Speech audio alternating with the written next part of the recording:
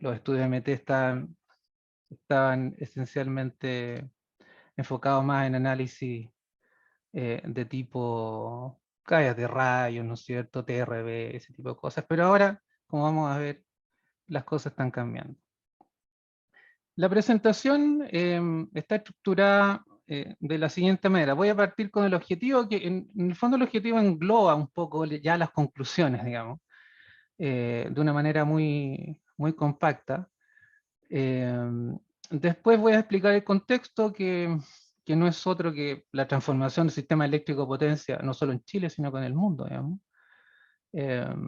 Después me voy a referir ya a los aspectos más técnicos de las herramientas de simulación en el dominio del tiempo, MT, y el dominio fasorial, RMS. Después voy a hablar de manera somera, eso sí, acerca de los análisis de los grandes sistemas de potencia en MT. Voy a continuar con un ejemplo práctico de calibración de un modelo MT a partir de un modelo RMS homologado, digamos. Y por último, las resúmenes y conclusiones.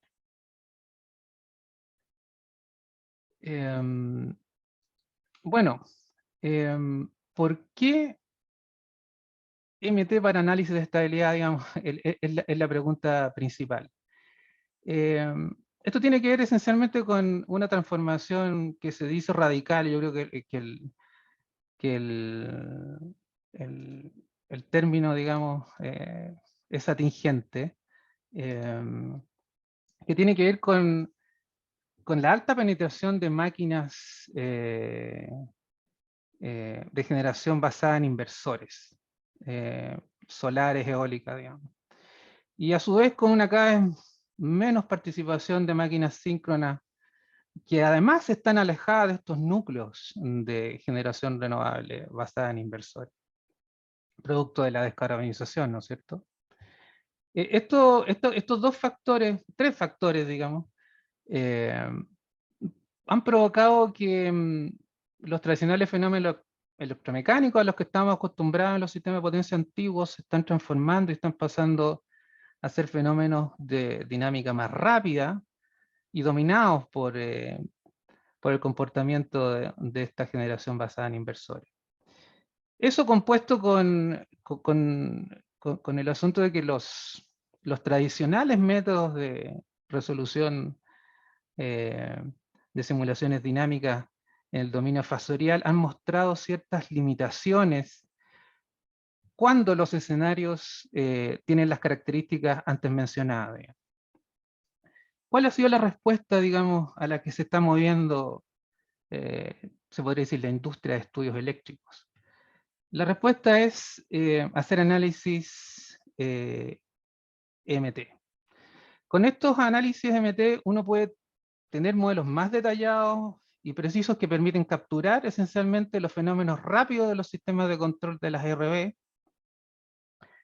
Y en consecuencia, una gran conclusión que espero que salga de esta presentación es que las herramientas EMT permiten unificar el ambiente de simulación con modelos precisos y estudiar transitorios electromagnéticos y electromecánicos.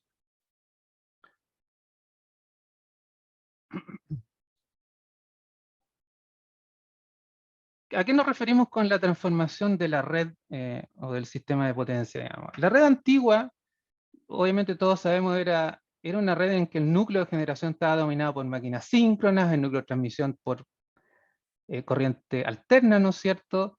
Y el núcleo de la demanda eran esencialmente máquinas de inducción, cargas resistivas y alguna que otra máquina sincrónica, pero esencialmente son los motores, ¿no es cierto? Y las cargas resistivas. La red actual y futura, en cambio, está dominada por la generación renovable basada en inversores. Obviamente la transmisión AC continúa, digamos, pero junto a una cada vez más creciente presencia de enlaces HVDC por los obvios beneficios que tiene el HVDC en términos de espacios de la franja, ¿no es cierto?, y capacidades de estabilidad. Y diversos FATs, digamos, STATCOMs, controladores de flujo, digamos, que en las redes antiguas eran escasos. Desde el punto de vista de las cargas, ahora hay cada vez más cargas conectadas a través de inversores. Además, el tema del almacenamiento se está haciendo masivo, digamos, el uso de baterías basadas en inversores. Y además está el tema de los pequeños medios de generación distribuida, que es un fenómeno que ha venido creciendo últimamente, y que ya en términos de megawatt constituyen una parte importante de la matriz eléctrica chilena, digamos, y en algunos otros países también, digamos. Y por último, hay unas nuevas tecnologías que son muy promisorias, digamos, y que podrían brindar estos servicios, estas capacidades, digamos, que tenían las máquinas síncronas, que son, por ejemplo, los gridform. ¿Qué significa estos cambios? Por ejemplo, en el sistema antiguo, digamos, dominado por las máquinas síncronas, eh, teníamos altos niveles de cortocircuito, lo que era bueno para las protecciones, digamos, pero sobre todo teníamos altos niveles de potencia de cortocircuito, que en el caso de las máquinas síncronas equivale a que aportan a la estabilización de la onda de voltaje, digamos, de una manera inherente, por el acople electromagnético que hay entre la red y la máquina misma, digamos. En consecuencia, teníamos redes fuertes desde el punto de vista de la estabilidad de tensión, teníamos altos niveles de inercia, y los fenómenos dominantes estaban en el rango de los transitorios electromecánicos, como todos conocían. Ahora, la red actual y del futuro. Bueno, tenemos bajos niveles de cortocircuito porque esta generación basada en inversores eh, generalmente aportan a lo más su potencia nominal y algún poco de sobrecarga, ¿no es cierto? Y además, la que es seguidora de red, a pesar de que puede, entre comillas, aportar su corriente, no aporta a la estabilización de la onda de voltaje en la forma que sí aporta la máquina síncrona. En realidad, en general, los inversores seguidores de red en redes débiles consumen potencia de cortocircuito, lo que es un problema. Consecuencia, la red actual y el futuro tiene una característica que se puede decir de red débil, y esto esencialmente afecta a la generación renovable basada en inversores, porque seguidores de red, porque ellos necesitan una red fuerte para estar sincronizados y operar de forma estable, digamos. También hay bajos niveles de inercia por razones obvias, y los fenómenos relevantes ahora ya son más rápidos y aparecen en el rango de lo que se conocía como transitorio electromagnético. Aquí hay una pequeña ilustración, digamos, de la principal diferencia que hay en esta transformación de la red, ¿no es cierto? Cuando teníamos máquinas síncronas, eh, había o hay, digamos, una conexión física, digamos, entre la máquina y la red, a través de este acople electromagnético, ¿no es cierto? En consecuencia, cualquier perturbación de la red, digamos, responde de manera como instantánea por el generador síncrono en la manera de estabilizar la onda de tensión. En cambio, con estos nuevos medios de generación basados en inversores, ya la conexión no es física, es una conexión basada en control, es una conexión basada en mediciones, es una conexión eh, virtual, se podría decir, con todas las complejidades que tiene eso. Ahora, ¿cómo se está dando esta transformación en Chile y en el mundo? Aquí tenemos los últimos datos obtenidos de la hoja de ruta que publicó el coordinador hace poco, digamos, hoja de ruta para una transición energética acelerada. Podemos ver que ya actualmente, digamos, Chile, en términos de energía solar y eólica, está con un nivel de penetración del 22%, similar a Australia, por ejemplo, y poco menos que Reino Unido o la parte de Texas de Estados Unidos. Pero lo más importante, digamos, hay horas del día en que la potencia solar y eólica combinada, digamos, instantánea, ha alcanzado niveles superiores al 60%, lo que ya nos pone al nivel de Australia y superior a Reino Unido o Texas, digamos. ¿Y cómo se ve esto en el futuro? Bueno, en el futuro esto no va nada más que crecer, digamos, ya en el año 2026 vamos a estar llegando a los niveles que actualmente tiene de penetración instantánea, digamos, que actualmente tiene Irlanda, y en el 2030 ya vamos a estar sobre el 80-85% de penetración renovable basada en inversores, digamos, lo que constituye un desafío muy importante.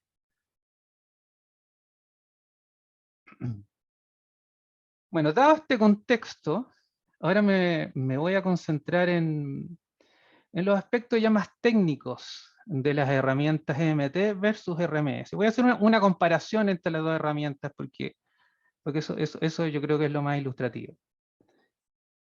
En el caso de las herramientas de tipo EMT, las ecuaciones de la red se plantean derechamente en el dominio del tiempo. Son ecuaciones diferenciales y se resuelven como ecuaciones diferenciales. Por lo tanto, son válidas para cualquier rango de frecuencia. Obviamente dependen del paso de integración y del grado de detalle del modelo de la red que uno quiere tener, pero son válidas en un amplio rango de frecuencia, digamos. En consecuencia, permiten representar los fenómenos dinámicos rápidos de los sistemas de control de los IBR, y es posible capturar fenómenos de resonancia, ferorresonancia, interacción entre controles, todo lo que ya sabemos, digamos. Por otro lado, las herramientas de tipo RMS o en el dominio fasorial, digamos, eh, plantean sus ecuaciones de la red precisamente en el dominio fasorial, digamos, que quiere decir que son válidas solo para una frecuencia dada, la frecuencia fundamental, digamos. En consecuencia, estas son ecuaciones algebraicas. Con este tipo de software uno puede, obviamente, dar cuenta de fenómenos de oscilaciones en el rango electromecánico clásico, pero son deficientes para representar las dinámicas rápidas de los IBR, e ignora, obviamente, posibles resonancias a otras frecuencias alejadas de la frecuencia fundamental, digamos. Esto se puede graficar en este gráfico que apareció muchas veces, digamos, pero este es el último que aparece en un documento de la SIGRE que les recomiendo que lo lean, que apareció en septiembre de este año, digamos, donde claramente se ilustra que los modelos Phasor, Domain, Transient son válidos en estos rangos en torno a la frecuencia fundamental, ¿no es cierto? Pero son incapaces de representar fenómenos en el rango dinámico de los inversores, digamos. Ahora, respecto a los métodos de resolución matemática, ¿qué podemos decir de uno y otro de las herramientas? La herramienta MT, tanto para las ecuaciones de la red como para las ecuaciones, por ejemplo, de los IBR, plantea soluciones de ecuaciones diferenciales, como ya dijimos, usa esencialmente integración trapezoidal y algunos otros métodos numéricos más sofisticados, digamos. Es una solución multifase, solución desbalanceada. Los modelos de línea son bien precisos, digamos, pueden ser tan precisos como modelos de parámetros distribuidos hasta modelos dependiendo de la frecuencia. Obviamente da cuenta de las no linealidades de la red y captura las armónicas. Por otro lado, las herramientas en el dominio fasorial, aquí plantea dos clases de soluciones o de ecuaciones, digamos. Para las ecuaciones de la red, como ya dije, usa una solución fasorial a la frecuencia fundamental, hace uso de redes de secuencia positiva en general, a pesar de que algunos software como el Dixailen permiten hacer simulaciones desbalanceadas, digamos. Las líneas de transmisión en general son representadas de una manera bastante simplificada, ¿no es cierto?, como secciones de tipo pi. Y respecto a la representación de los IBR, bueno, sigue siendo, aquí sí hace una resolución de ecuaciones diferenciales, digamos, también con método de integración trapezoidal u otros métodos, pero son más simplificados, digamos, los modelos y además ignora las armónicas por por este tema de que las ecuaciones de la red son válidas, ¿no es cierto?, para la frecuencia fundamental. Otras diferencias importantes, bueno, los pasos de integración. Las herramientas de MT tienen pequeños pasos de integración en el rango de los microsegundos, y en consecuencia el tiempo computacional de procesamiento es bastante intensivo, digamos, son simulaciones lentas. Pero eso está cambiando. Pero siguen siendo lentos, obviamente, comparado con las herramientas del dominio fasorial, porque aquí los pasos de integración están en el rango de los milisegundos, ¿no es cierto? Y en consecuencia son más eficientes desde el punto de vista de la resolución computacional.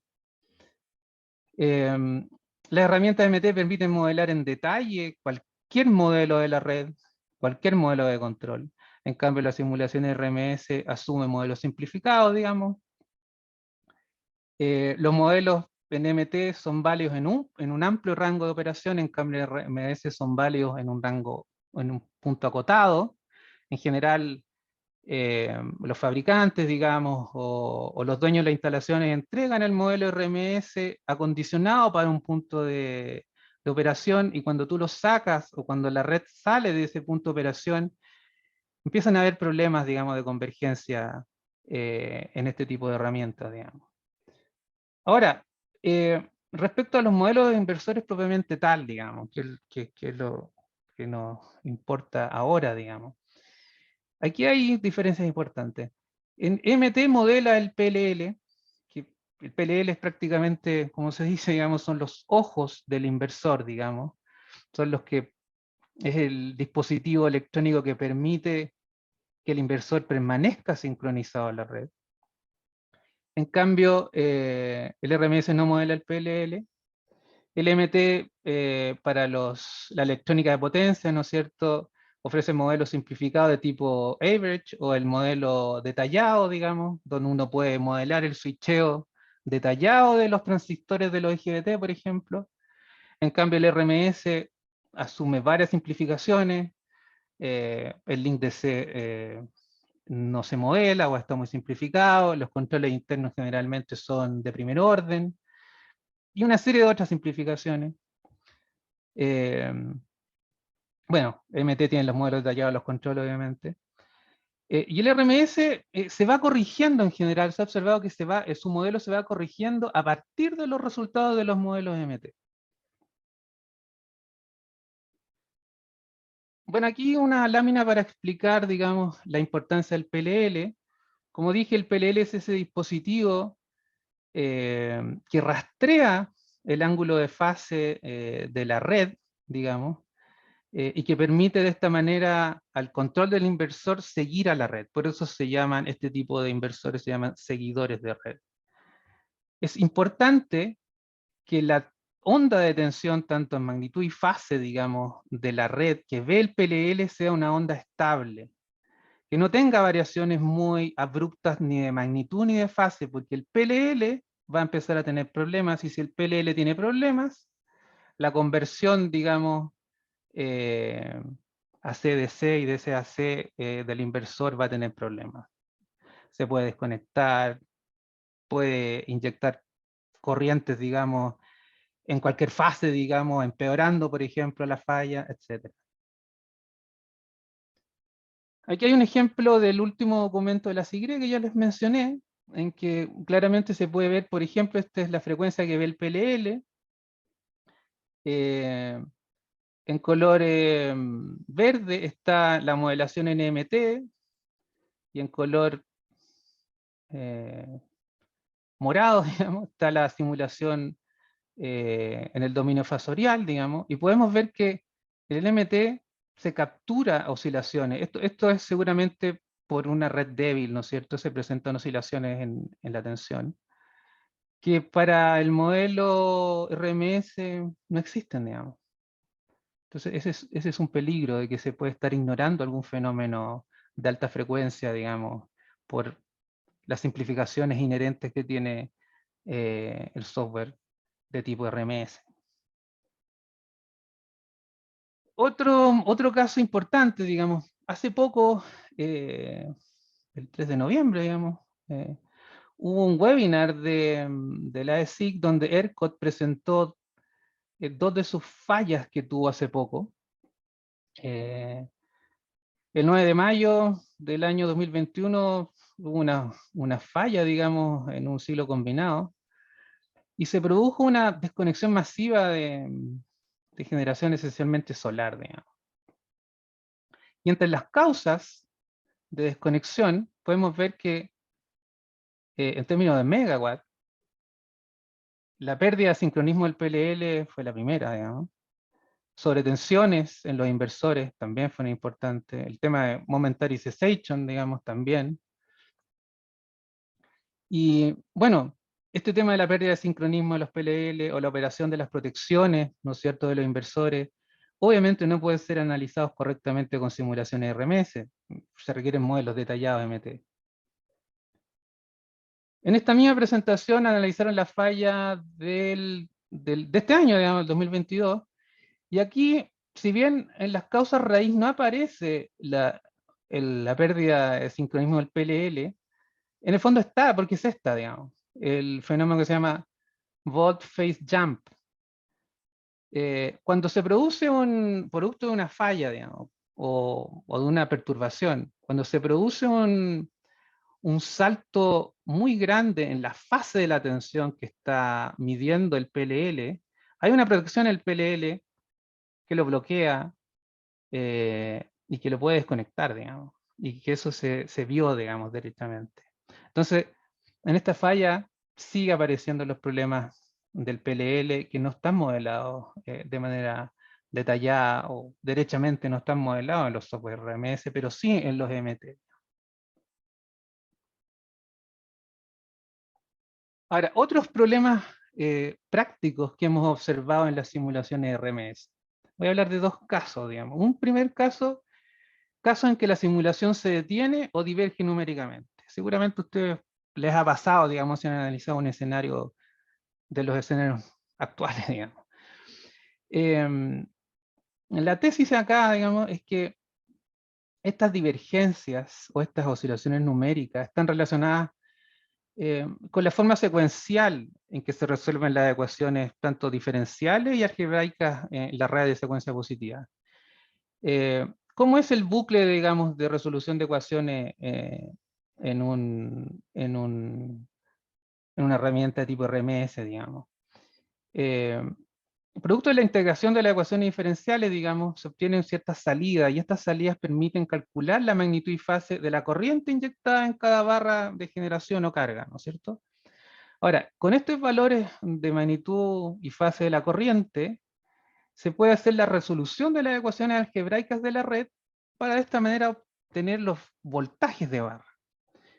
Estos nuevos voltajes de barra sirven para, en el próximo paso de integración, volver a resolver la integración de la ecuación diferencial y así seguir. Ahora, esta solución de este ciclo, digamos, debe converger para cada paso de integración. De hecho, hay ciertos rangos de error, digamos, que se tienen que cumplir para que la simulación converja. Y si no convergen cierto número de iteraciones, el software puede parar, el software puede diverger. Ahora, en redes débiles, o sea, redes con alta impedancia, incluso pequeños cambios en la corriente inyectada en los nodos puede tener gran impacto en el voltaje. Es decir, entre dos pasos de integración, ¿no es cierto?, de las ecuaciones algebraicas,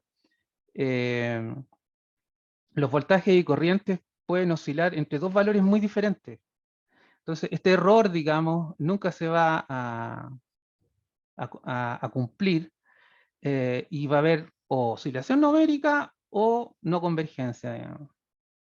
Y esto es esencialmente producto de las redes débiles y de la forma como calcula, cómo resuelve las ecuaciones este tipo de software, digamos. El otro caso, digamos, que se ha observado son casos en que la simulación RMS no logra capturar la inestabilidad asociada a los controles internos de corriente de la IBR y del PLL, digamos. Este es un caso, por ejemplo, de un sistema esencialmente dominado por generación eólica, donde se aplica una falla en el punto de conexión de una falla trifásica, franca, entiendo, en uno de los puntos de conexión de una central eólica. Y la simulación RMS, como pueden ver, luego de despejada la falla, se recupera y aquí no ha pasado nada. Pero la simulación MT muestra que hay una inestabilidad, digamos, aquí hay una oscilación no amortiguada asociada precisamente a los controles internos de corriente de los IBR, digamos. Ahora voy a hablar de algunos aspectos básicos de MT que son un poco más teóricos, digamos. Eh, bueno, acá en este diagrama de bloques, digamos, se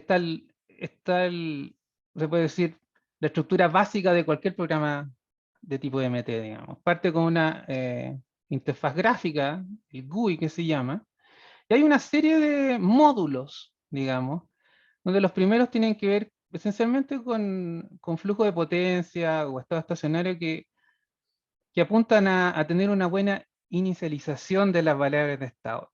Esto es muy importante, digamos, para la exitosa convergencia de cualquier programa, digamos, tener una buena inicialización. Pero bueno, me voy a concentrar en el módulo Time Domain, que en realidad es el corazón de cualquier programa de MT. Bueno, como dijimos, como estos software tienen que resolver ecuaciones diferenciales, se debe usar un método numérico que sea robusto y estable, digamos. El más popular es el método de integración trapezoidal, que fue implementado por allá por los 1969, 70, por el famoso Dommel, digamos. La gracia de este método es que puede ser programado de una manera muy eficiente en un computador, digamos. Y aún sigue siendo usado. Esencialmente consiste en que tenemos una ecuación diferencial, cualquiera, digamos, y la solución de la integración trapezoidal tiene esta forma, digamos, que en el fondo calcula el área del trapecio bajo la curva. ¿Y cuáles son las principales características de esta solución, digamos? Esta solución tiene términos que se llaman históricos, que son los términos evaluados en T menos delta T, que son los términos del paso de integración anterior, digamos, que se llaman históricos, y los términos actuales, digamos, en T, para calcular el valor actual en la simulación. El paso de integración es esta variable, ¿no es cierto?, el delta t, que puede ser fijo o variable, pero en general se prefiere fijo, porque como vamos a ver, la ecuación nodal, digamos, cuando tú cambias el paso de integración requieres recalcularla. Y eso obviamente atenta contra el tiempo de simulación. Para las herramientas offline de tipo MT, que son las que usamos habitualmente, ¿no es cierto? Se usa el análisis nodal, que no es otra cosa que se cumplen las ecuaciones de Kirchhoff, ¿no es cierto? O sea, debe existir equilibrio en las inyecciones de corriente en cada nodo, usando la matriz simétrica de admitancias I, ¿no es cierto? Ahora, esta matriz es simétrica cuando considera elementos de red, digamos, como inductancias, capacitancias, líneas. Ahora, si se introducen ecuaciones de control en esta matriz, la simetría se pierde, pero igual hay métodos para resolver ese tipo de matrices, digamos. Se puede resolver ya sea la matriz asimétrica o se puede separar, digamos, la resolución de las ecuaciones de control. Ahora, lo importante acá es que I, la matriz de admitancia, es una matriz real. ¿Qué quiere decir real? Es una matriz que contiene solo resistencia. Esto debido al método de integración trapezoidal, digamos. Gracias a este método, cualquier elemento de red puede ser representado por una resistencia en paralelo con una fuente de corriente. Es lo que se llama el equivalente de Norton resistivo. Después vamos a ver algunos ejemplos de eso. Esta ecuación, bueno, esta es la matriz de impedancia, ¿no es cierto? Y que es real, como dije, y dispersa. ¿Qué significa que sea dispersa? Significa que tienes una gran cantidad de ceros dentro de su estructura, digamos, lo que la hace muy adecuada para las técnicas de factorización de matrices, digamos. Y esto porque obviamente cada nodo no está conectado a todos los nodos de la red, digamos, está conectado a un número reducido de nodos. Por eso la matriz es dispersa, o lo que se llama en inglés es sparse, o una matriz rala, digamos.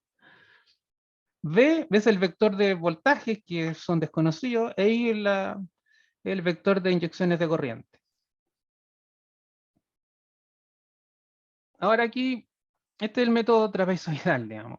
Por ejemplo, una inductancia puede ser representada con el método trapezoidal con un equivalente de Norton de este tipo, digamos, que es una fuente de corriente, que es la corriente histórica, si se dan cuenta, tiene todos los valores en T menos delta T, en paralelo con un elemento real, digamos, que es una resistencia efectiva, 2L partido por delta T, digamos. Y con esto, con esta inyección y el cálculo del voltaje, uno puede calcular acá el voltaje, la corriente y volver a hacer la iteración. Con el condensador es lo mismo, la expresión acá de la resistencia tiene esta forma, digamos, y la corriente también es la corriente histórica, o sea, la corriente del paso de integración anterior. Aquí ya tenemos un ejemplo ya más un poco aplicado. Este es un nodo típico en el que puede estar conectado una resistencia, una inductancia, una capacitancia, una fuente de corriente, una línea, ¿no es cierto? Tenemos un circuito como este, por ejemplo, y con el método de integración trapezoidal, este circuito de inductancias, capacitancias, se transforma en un circuito de resistencia y fuentes de corriente. Y eso es muy adecuado para resolver las ecuaciones de una manera eficiente en un computador, ¿no?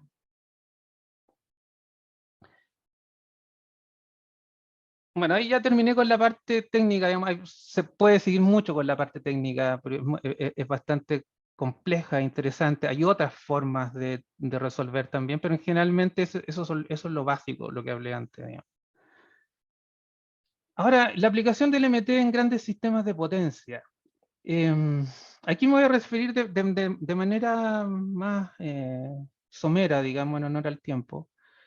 Em, Acá hay varias técnicas. Una es lo que se llama el parallel computation o uso de multicore, eh, que esencialmente no solamente usar computadores con muchos núcleos, sino que asignar a cada núcleo de manera, entre comillas, inteligente o eficiente, la resolución de ciertos modelos o sistemas de control.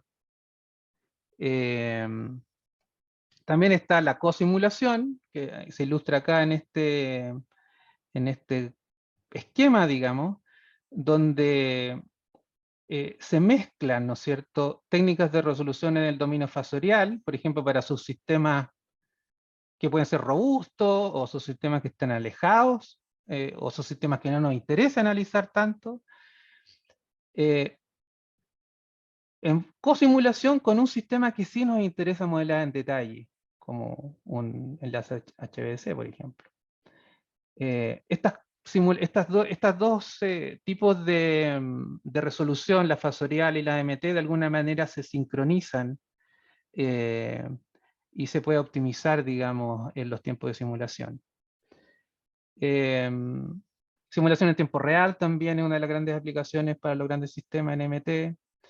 Y aquí puse otra de las grandes habilitadores para que los sistemas MT puedan calcular soluciones de sistemas con muchos elementos, que es el uso de lo que se llama DLL o Dynamic Link Libraries, eh, que son modelos black box, modelos encriptados, digamos, en un lenguaje, digamos, muy cercano al lenguaje máquina y que es muy eficiente para la resolución del software, digamos. Y además de ser muy eficiente, muy rápido, generalmente, como son proporcionados por fabricantes, reflejan casi perfectamente el comportamiento real del equipamiento en terreno, digamos. Muy importante los DLL, y el uso de DLL es muy importante para el futuro, digamos, del éxito de simulaciones MT en los grandes sistemas. Ahora me voy a concentrar en un ejemplo práctico, digamos, de calibración de modelos MT, porque es algo que está en boga actualmente, digamos. Ustedes saben que el coordinador solicitó, digamos, a los coordinados la entrega de los modelos MT de sus instalaciones. Solicitó la entrega de dos tipos de modelos: un modelo MT de tipo estándar o de librería, y el modelo detallado o el modelo de fabricante, digamos. Algunos aspectos generales antes de hablar de la calibración, digamos. ¿Por qué necesitamos calibrar u homologar modelos MT a partir de modelos RMS? Bueno, por razones obvias necesitamos contar con una base de datos para análisis MT. Tenemos los modelos RMS, ¿no es cierto? Eso los tenemos porque es una exigencia normativa, digamos. Los coordinados tienen que homologar sus instalaciones en terreno, y con los resultados en terrenos genera un modelo RMS. ¿Tiene especial importancia? Bueno, los modelos de las RB basados en inversores, los FACS basados en inversores son obviamente importantes, porque son los más importantes porque son los que, como dijimos, dominan la dinámica ahora del sistema. Pero igual se requieren los modelos MT de las máquinas sincrónicas, y con su reguladora de velocidad. Esto es importante, digamos, porque ya no estamos usando el software MT para analizar fenómenos en el rango de los milisegundos, microsegundos. Ahora estamos haciendo simulaciones de segundos. Y en consecuencia necesitamos el modelo MT de las máquinas sincrónicas porque estamos usando un software MT. Además, las simulaciones en tiempo real que usan software MT requieren sí o sí el modelo de las máquinas sincrónicas de los reguladores de velocidad. Eso es así, digamos. Bueno, hay una primera etapa, digamos, para hacer esta transición de modelos RMS a MT de una manera más fácil para la industria. Una primera etapa es traspasar los modelos ya homologados en RMS, que ya los tienen, a MT, usando modelos abiertos o white box tipo WEC. WEC es una institución norteamericana, digamos, que ha trabajado mucho implementando modelos de renovables basados en inversores. Se ha comunicado con fabricantes, digamos, con operadores, y ha ido sacando modelos abiertos cada vez más perfeccionados, digamos. En principio sacó modelos se podría decir modelos de secuencia positiva, pero ahora ya está también sacando modelos de tipos MT, digamos. La etapa final, digamos, en cuanto a modelación y calibración, obviamente usar los modelos MT detallados de los fabricantes. Estos modelos encriptados, digamos. Aquí pudiera haber cierta reticencia de los fabricantes a entregar estos modelos por razones de propiedad intelectual, ¿no es cierto? Algunas investigaciones o interacciones en Australia, digamos, de algunos fabricantes han expresado sus reparos, a pesar de que sea un modelo caja negra. Algunos fabricantes dicen que se puede hacer ingeniería inversa, digamos. De alguna manera se puede hacer ingeniería inversa y algún externo pudiera sacar alguna información relevante, digamos. No se ha comprobado, digamos, pero es así. De hecho, Australia, su base de datos de MT no la comparte, está encriptada, digamos.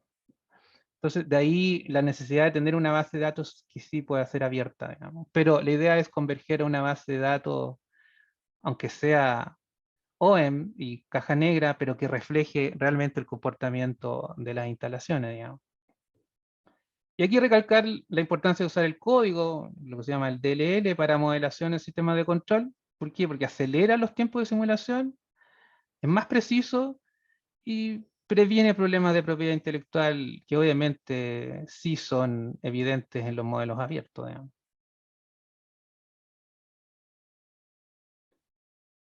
Respecto a la calibración ya propiamente tal, este es un ejemplo típico de un parque solar fotovoltaico, ¿no es cierto? Que tiene un modelo RMS homologado en terreno, con un informe.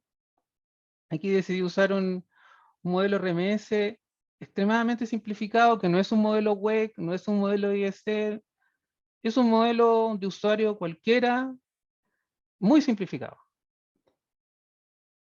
Pueden ver en los bloques del control de la potencia reactiva, digamos, tiene apenas 3 bloques, la potencia activa también es muy simple, ¿no es cierto?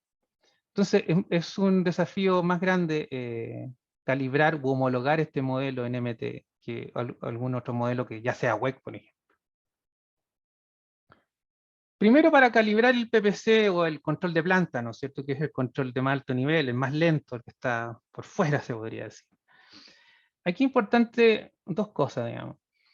Eh, la dinámica del control interno de la corriente es mucho más rápida que la dinámica de los controles externos de potencia activa y reactiva, o sea, que la dinámica del PPC.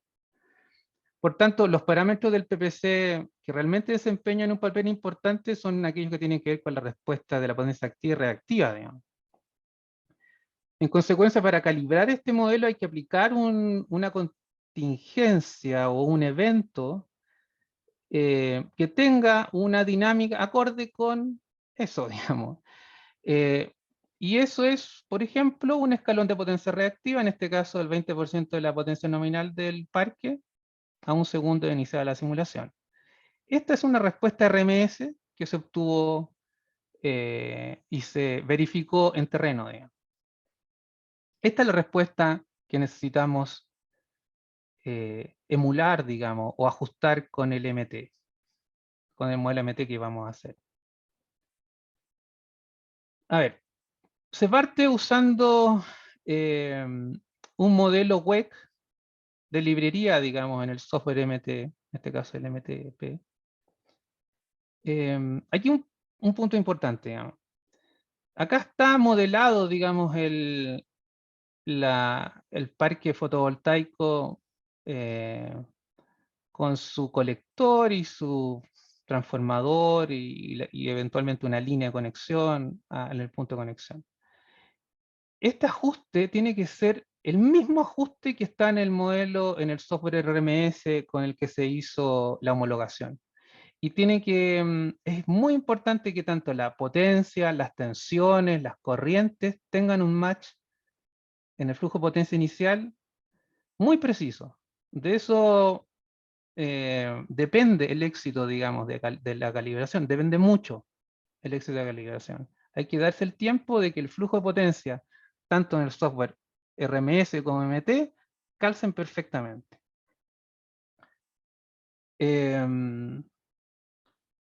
Bueno, se parte usando el modelo web con parámetros por defecto. Ahora, pero ¿cuál es el modelo web?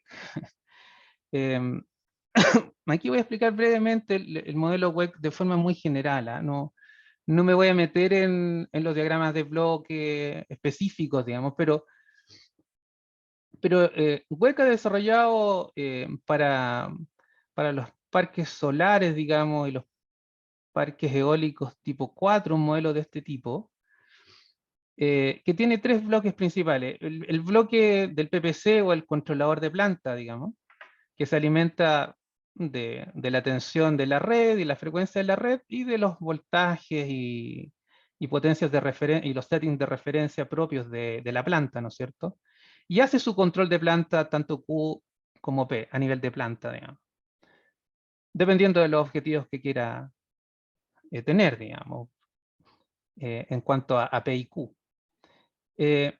Con esto genera señales, digamos, de P y Q que alimentan lo que se llama el control eléctrico del inversor. Y este es un control mucho más rápido, ahí donde están los controles internos de la corriente, que también hacen controles de Q y P, pero mucho más rápido, y generan unos comandos de corriente de Q y P, ¿no es cierto?, que entran generalmente a una lógica de limitación de corriente, dependiendo de qué corriente quiere inyectar, por ejemplo, durante la falla, cuánta corriente quiere inyectar uno después de que despeje la falla.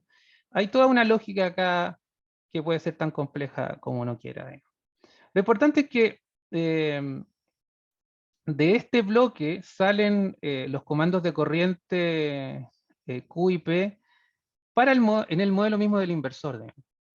Y es el inversor el que tiene la relación con la red, digamos, inyectando la corriente activa y reactiva que resulta de todo este proceso de control. Digamos.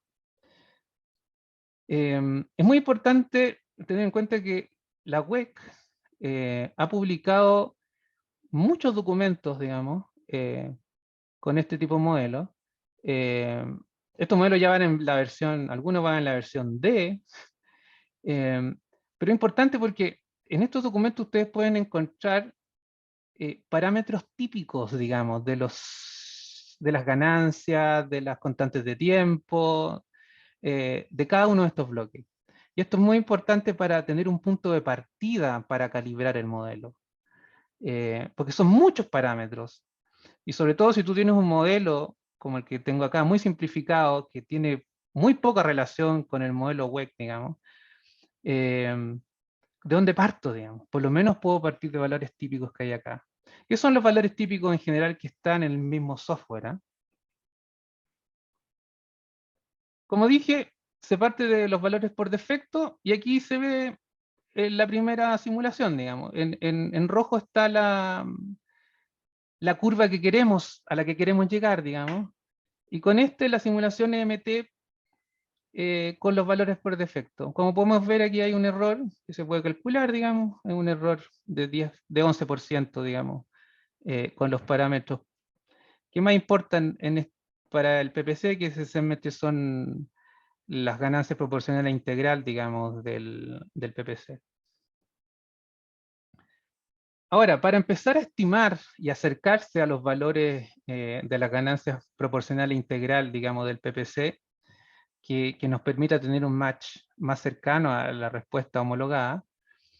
Aquí se usó un algoritmo de optimización llamado Particle Swarm Optimization, que es el algoritmo por enjambre de partículas. Está más allá del objetivo de esta charla, digamos, explicar en qué consiste, pero es un método que permite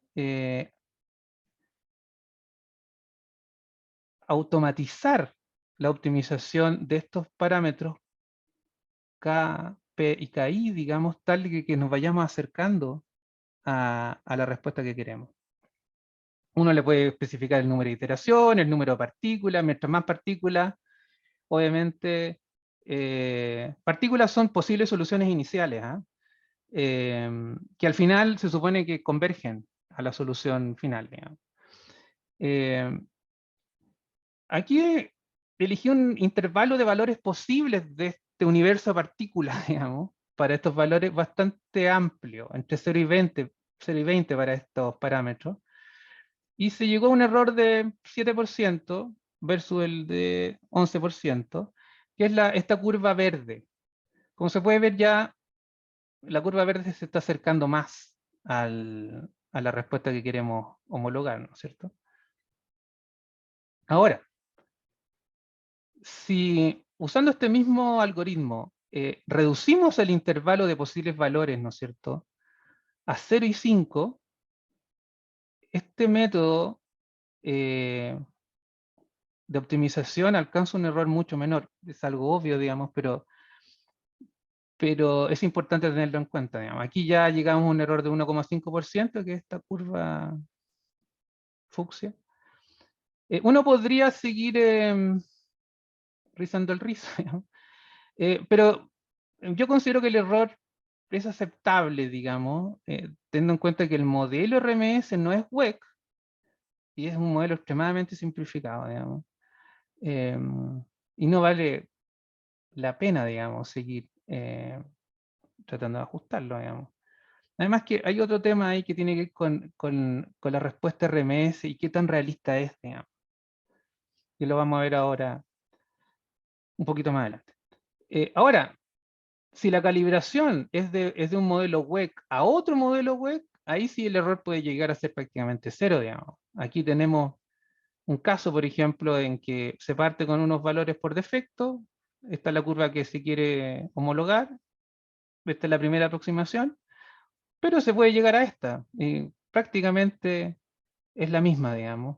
¿Por qué? Porque los dos modelos son WEC, solamente que en un caso no se conocía el valor de los parámetros o habían cambiado, ¿no es cierto? Y se usó el algoritmo para estimarlo. Ahora, para calibrar los otros bloques, el sistema de control del inversor y del control eléctrico propiamente tal, digamos, ahí, ahí lo que se hace, se aplica una falla trifásica, digamos, porque como las dinámicas de los sistemas de control del inversor y del control son mucho más rápidas, digamos, tenemos que aplicar un evento rápido, un evento que genera eh, eh, una variación rápida de las variables, ¿no es cierto? Es una falla, digamos. Se aplicó una falla trifásica en que la dinámica del control interno de la corriente del inversor tiene un impacto en la respuesta durante y después de la falla. Por eso es importante para calibrar estos bloques usar este tipo de fallas, digamos. Aquí al comienzo se ajustó manualmente los parámetros de control tanto del modelo del inversor como del modelo del control eléctrico, ¿no es cierto? Con parámetros típicos, y ya desde el comienzo pueden ver, fue bastante bueno el ajuste.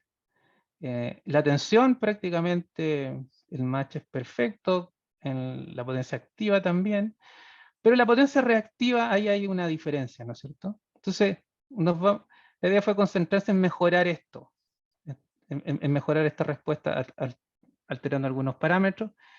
Aquí el parámetro más importante, digamos, o uno de los parámetros más importantes tiene que ver con ajustar la constante de tiempo del conversor, TG. Entonces, ese es el parámetro que se estima usando el método por enjambre de partículas. Aquí se usa un intervalo para esta constante de tiempo entre 0,005 y 0,5. Y se puede ver que pasamos del valor inicial, digamos que era con TG001, el valor por defecto, que tenía un error de 45%. El algoritmo llegó al mínimo, digamos, al 0,05 y un error de 30, digamos. Ahora, uno podría haber seguido bajando este valor y tratando de que esta línea verde, que es la línea del MT, se ajuste a la línea RMS, pero podemos ver claramente que esta respuesta RMS no es real, digamos. Es una respuesta prácticamente vertical, instantánea, digamos. Eso no es así, digamos. Es producto de que el modelo está excesivamente simplificado. En consecuencia, usamos estos valores típicos, llegamos a este valor típico, uno de los valores más chicos, digamos, 0,05, y consideramos que es adecuado, digamos. Uno podría seguir calibrando con otros parámetros, hay otros parámetros. Y para eso les recomiendo usar como referencia los documentos de la web, pero ojo, hay que tener cuidado con los modos de control.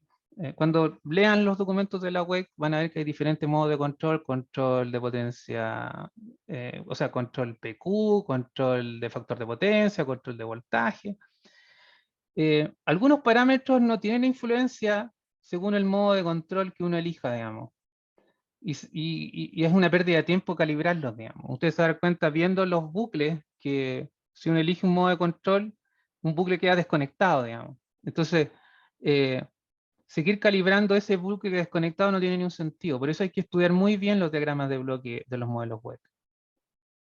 Recalcar otra vez que el ajuste inicial del modelo es clave. O sea, la inicialización más el buen ajuste de los parámetros. Si no hacen esto bien desde el comienzo, van a tener problemas para ajustar bien la curva. Y por último, bueno, el ajuste usando el método de enjambre de partículas es particularmente efectivo para ajustes finos cuando uno ya se acercó a la solución. Pero especialmente es útil cuando el modelo RMS que uno está homologando no es WEC, o es algún otro modelo, o no es algún otro modelo de librería conocido. Finalmente, bueno, las conclusiones, volvemos como al inicio, ¿no es cierto? Que la necesidad del análisis MT se debe, por un lado, a la alta penetración de recursos basados en inversores, el retiro de las máquinas síncronas por la descarbonización. En el caso chileno hay grandes distancias eléctricas, digamos, entre las máquinas síncronas que están quedando relegadas, digamos, a las máquinas hidráulicas, ¿no es cierto? A las limitaciones de las herramientas de aluminio fasorial y a las bondades de las herramientas del MT, ¿no es cierto?, que tiene que ver con su precisión y con la captura de fenómenos rápidos. Con eso doy por terminado mi charla. Espero no haber pasado mucho el tiempo, digamos. Muchas gracias, Víctor. Muy buena tu presentación y en verdad muy bien con el tiempo. En verdad tenemos aquí tiempo para, ahora sería para las preguntas, vamos a tener como un buen margen aquí. Pero mientras esperamos que aparezcan las preguntas, primero que nada queremos sacar como una foto para el recuerdo de esta charla y para eso necesito que, como los que quieran aparecer en la foto, puedan encender sus cámaras. Y bueno, esta foto luego se va a subir en las redes sociales y van a poder aparecer ahí si es que nos siguen, ¿cierto? Tienen nuestro link en la misma invitación que ustedes tuvieron. Y bueno, esperemos unos segunditos mientras prenden las camaritas. Ahí están prendiendo varias. Ya, entonces, ahora sí, vamos a sacar la foto a la cuenta de 3 y tienen que decir whisky, ¿ya? O sea, quiero decir whisky. 1, 2, 3. Whisky. Ya, perfecto. Tenemos la foto. Entonces, ahora sí, vamos a proceder a las preguntas. Bueno, ya habíamos escrito por el chat de que tienen la opción de hacer sus preguntas por el chat o pueden levantar la mano, ¿ya? Pueden levantar la mano y ahí les vamos a dejar la opción para que se desmuteen y poder preguntarla en voz alta, ¿ya? Entonces, bueno, partamos al tiro con José Luis Espinosa, está levantando la mano ahí para que pueda decirnos su duda. Hola, hola. ¿Se escucha? Sí, Estoy muteado. se escucha perfecto. Sí, tenía dos preguntas. La primera era ¿qué recomendaba el locutor para realizar, o sea, para obtener el modelo EMT en el caso de que no exista un modelo abierto para una planta? Por ejemplo, en el caso de parque eólico tipo 1 o tipo 2, creo que he visto la literatura y me parece que no hay modelos WEC en ese caso.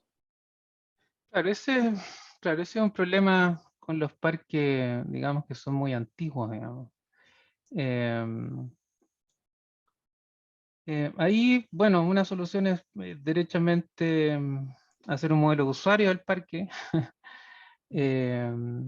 tratar de contactar al fabricante, pero también eso es difícil, digamos, porque son parques Claro. tan antiguos, digamos, que los fabricantes ya perdieron contacto con los dueños de la instalación. No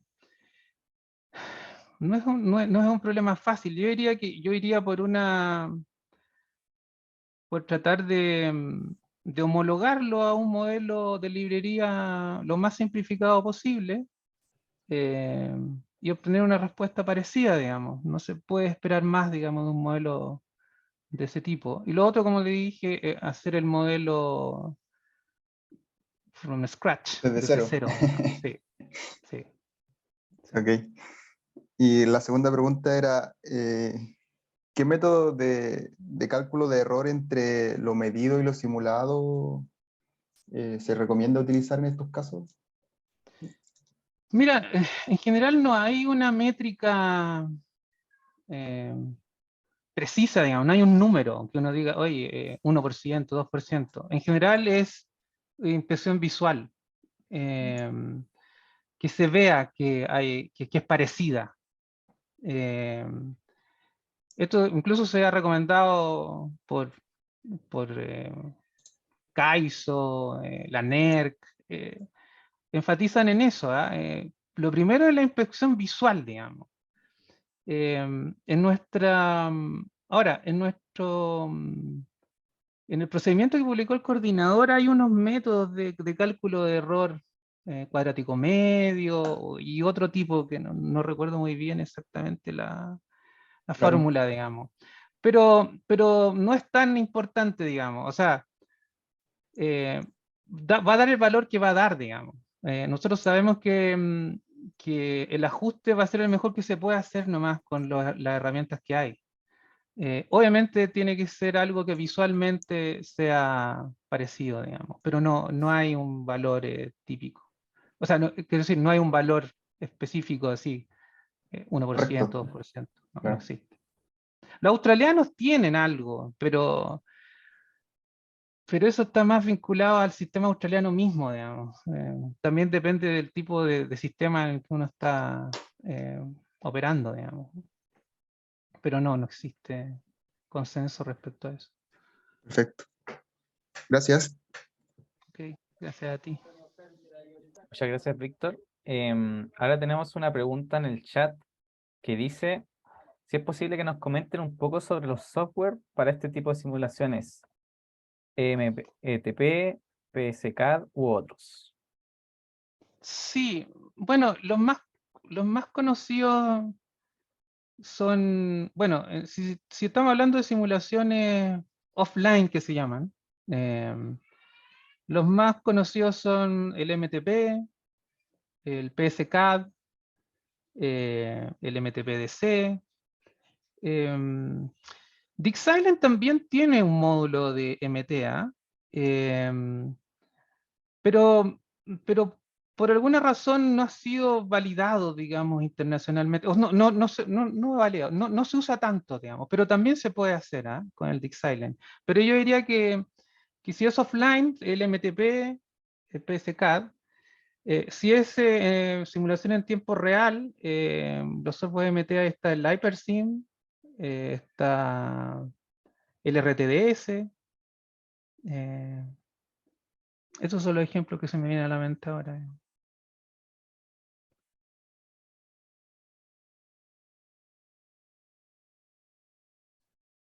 Perfecto, muchas gracias, Víctor. Ahí sí, Sergio, puedo responder si quiere en el chat.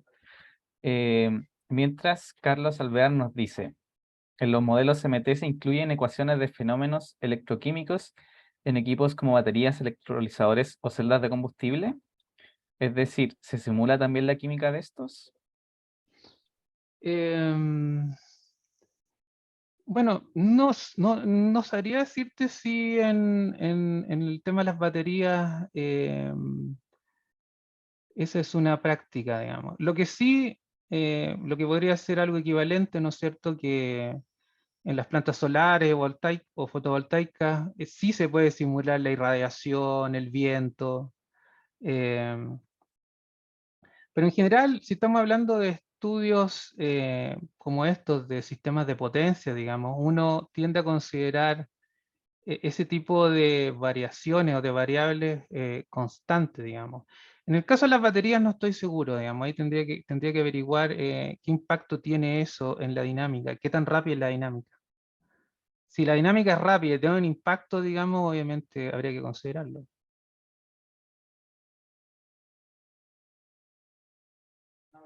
Perfecto, muchas gracias, Víctor.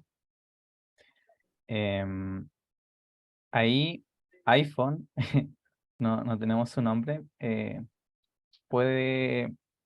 tiene ahí el permiso para desmutearse y decir su nombre, por favor. No sé si... Hola, Ahí buenas. Disculpen, Es que me tuve que desconectar y entré desde el teléfono y no lo tengo configurado con el nombre, pero me presento. Soy Daniel Guevara, ingeniero de operación y mantenimiento, trabajo en la empresa Inerlux.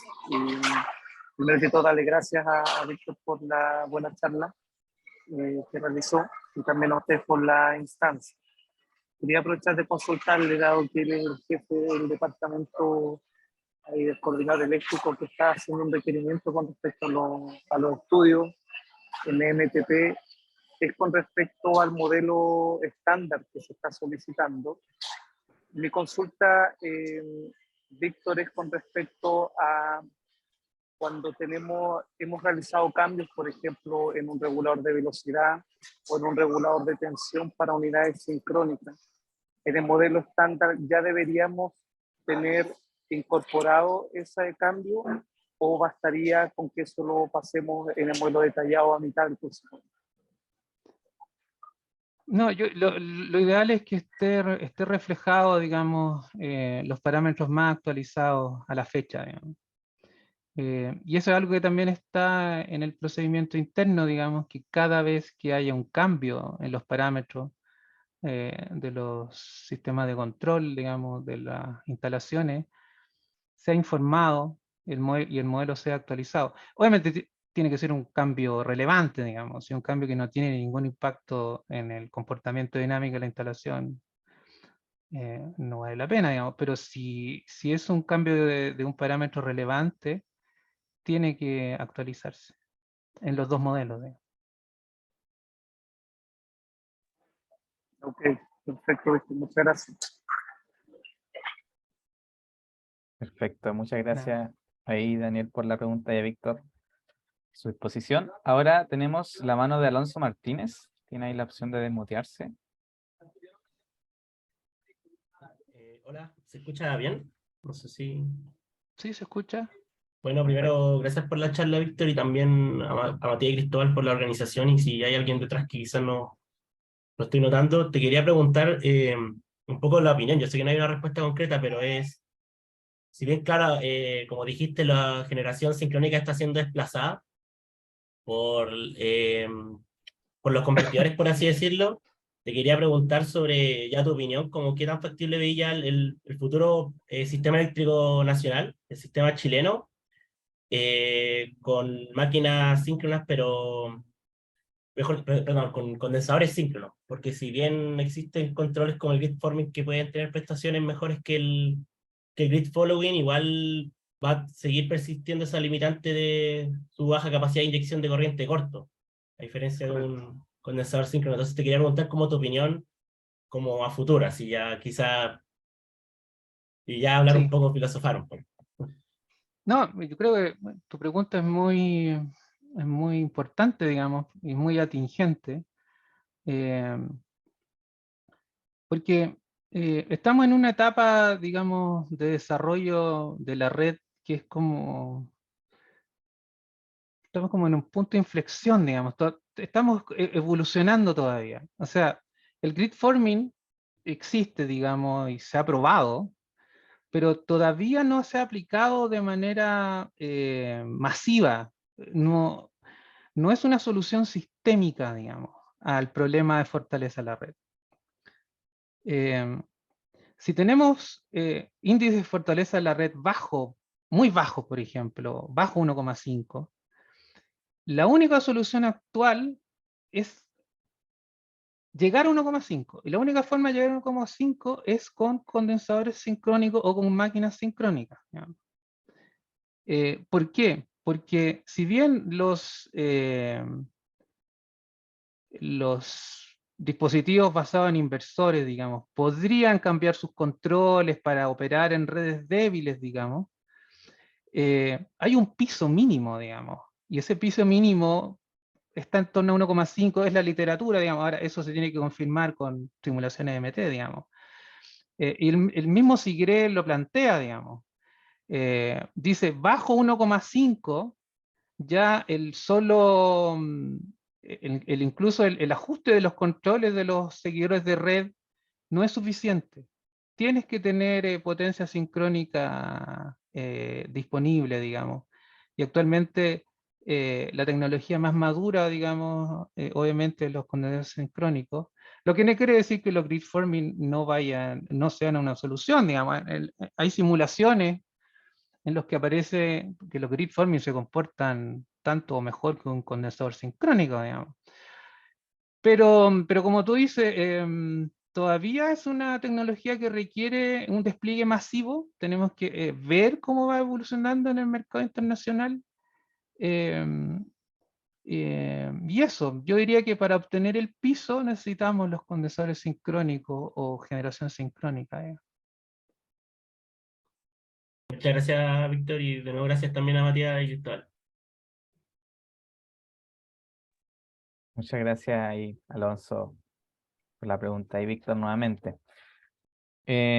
Bueno, ahora nos quedan unas preguntas que quedaron del formulario de inscripción. Para eso voy a compartir pantalla un momento y me deben confirmar si se ve bien.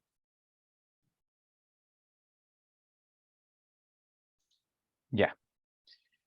Entonces, bueno, tenemos unas preguntas aquí, por ejemplo, Esteban Montoya, en caso que esté aquí igual, que nos dice si respecto a la solicitud del coordinador para modelación MT en el Sistema Eléctrico Nacional, ¿existirá una charla abierta a las empresas coordinadas para resolver dudas técnicas y administrativas? Mira, entiendo que sí. Sí, bueno, el coordinador organiza periódicamente webinars técnicos, digamos, de diversos temas. Y está planificado, creo que está planificado antes de fin de año, dentro de uno de los webinars, tratar este tema, digamos. Sí. Es importante, digamos, la difusión, digamos, y el coordinador está consciente de que hay que, de que hay que difundir estos temas, discutirlos con la industria, tener feedback de ellos también, de los problemas, de la visión que ellos tienen. Y para eso es necesario ese tipo de charla, digamos, y eso está contemplado y esperamos hacerlo pronto, antes de Perfecto. este año, quiero decir. Muchas gracias, Víctor. Pasamos a la siguiente. José Luis Pérez nos pregunta la normativa que regula este nuevo escenario. Bueno, lamentablemente la normativa actual no está actualizada para este tipo de escenarios, ¿no es cierto?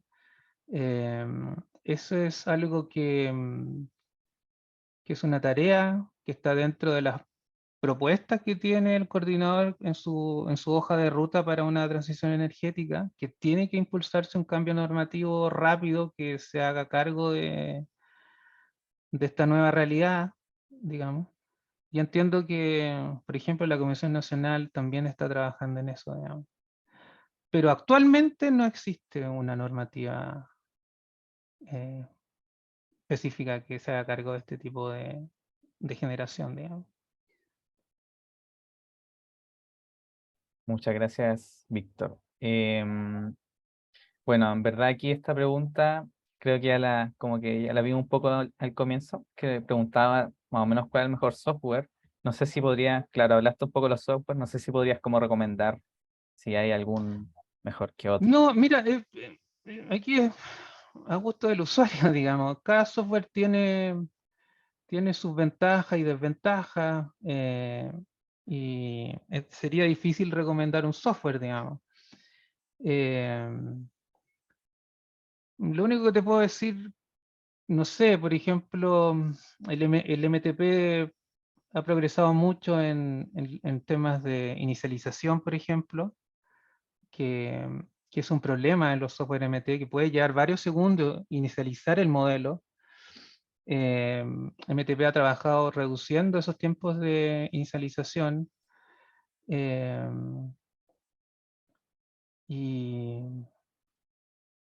pero no sé, PSK también es un buen software, eh, así que diría que cualquier software, digamos, es bueno. PSK está en el mercado hace tiempo, MT también, los dos tienen ventajas y desventajas, ¿no? Perfecto. Muchas gracias, Víctor. Bueno, ahora sí nos acabaron las preguntas. Hay una más en el chat. Sí, hay una más. Ah, sí, salió una pregunta recién. Nos dicen, si tienen pensado realizar alguna charla con respecto a la resonancia subsíncrona. ¿O al coordinador o a nosotros? ¿Podría especificar cómo a quién va dirigida esa pregunta? Quizá, claro, quizás se refiere a nosotros como el equipo organizador en un futuro realizar una charla. Imagino que se refiere a eso. Bueno, Matías, ahí te puedo dar la palabra, pero más o menos como que queda otra charla aún, ¿cierto? De este ciclo, pero me parece que aún no tocamos mucho ese tema. Claro, bueno, agradecer la asistencia el día de hoy, todos los que pudieron venir, agradecerle a don Víctor igual la amabilidad de poder contar con él y su experiencia y conocimiento o en estos ciclos de webinar que estamos armando de sistema de potencia en este dominio MT. No sé, don Víctor, si tiene algo más que agregar. No, solamente me agradecer la asistencia hasta ahora, muy buenas las preguntas, y recomendarles nomás que estudien harto este tema, digamos, el futuro, a mi juicio, en el análisis de sistemas eléctricos. Hay harto material, recomiendo materiales de la EPRI, NREL, WEC, ESIG, y que hay harto que aprender, digamos. Vamos despidiendo y voy a compartir pantalla para, avisan si se ve, para promocionar por mientras el que va a ser el tercero y por el momento último webinar que tenemos. Vamos a tener el agrado de contar con una de las empresas que tiene simulador en tiempo real, Arti10. Por su parte, Yudicia va a ser la persona encargada de esta charla y va a hablar de las aplicaciones que tiene su software ArchiCAD junto con eh, Hardware in the Loop y otro tipo de cosas, tecnologías que se vienen como lo es el HVDC. Así que estén atentos en nuestras redes, va a ser la próxima semana, vamos a estar haciendo la difusión. Y nuevamente, muchas gracias por la participación. Gracias a todos. Hasta luego. Gracias. Chao. Gracias, chao. Chao. Muchas gracias. Chao.